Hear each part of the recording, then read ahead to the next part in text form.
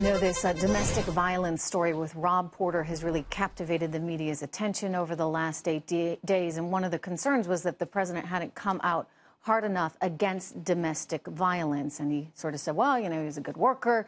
I want to insist that he says he's innocent.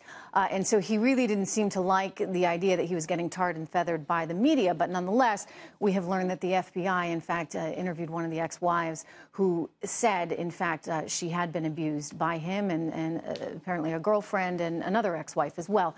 So it is not adding up to a very good situation for Rob Porter. And as you just heard, Karl Rove was saying this should have been better managed. Someone in the White House was trying to protect him, and someone should have told, Kelly should have told the president. Here's the president on the issue. Thank you all very much. Thank you. Why have you not spoken out against domestic violence?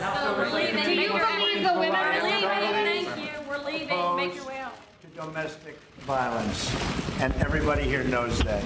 I am totally opposed to domestic violence of any kind. Everyone knows that. And it almost wouldn't even have to be said.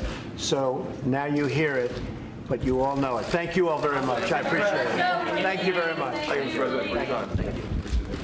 Okay, so there he goes. He said, I'm totally opposed to domestic violence of any kind. That should be pretty obvious. I think everyone is opposed to domestic violence of any kind. Perhaps he might have been better served to have come out and said something a little bit more emphatic, because this is, in fact, a platform he has and can address this issue, an issue that is amazingly a problem in this country. I mean, the idea that any man would ever hurt a woman in a physical way is so beyond my comprehension.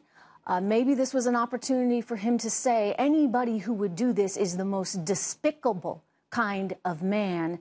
But he at least made the statement. He's totally opposed to it. Here with reaction, we have Deirdre Bolton.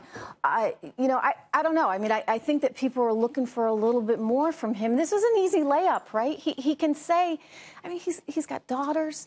He's got a wonderful wife. I mean, this is not the kind of behavior that any real man would ever accept or tolerate. Well, just from a strategic sense, I'm very glad he made that comment, because I think he was facing a lot of criticism as the president, as the leader of our country, leader of the free world, and then also criticism from Republicans. And, there is this angst, right, ahead of these midterms where there is some concern about some pollsters that maybe particularly white women voters in the suburbs are losing a little bit of their enthusiasm, and particularly around this issue, people, to your point, wanted to hear from him in a stronger way, and they wanted to hear from him in a stronger way earlier than today. But I'm glad that he just made that comment now. So hopefully this is something we can move past and then focus on, I think, what people care about, which is a lot less emotional, of course, but the economy, money, and some of the issues that when voters do go to the polls for the midterms, they're going to be asking themselves,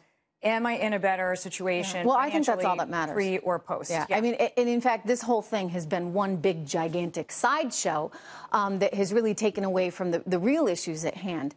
But, nonetheless, it's important for him to set the tone. And, I'm glad he said something, but, it's a platform, right? Get out there and make people sure said maybe you know he should have been tweeting about okay. it, because obviously he's not shy about using Twitter. And they said, okay, he could have come out stronger earlier. But all right, it's out. So. It's out. Okay, so let's move on. I don't know as most of the mainstream media can move on, because perhaps they want to keep painting him in a certain light, whether it be as a racist, whether it be as a sexist.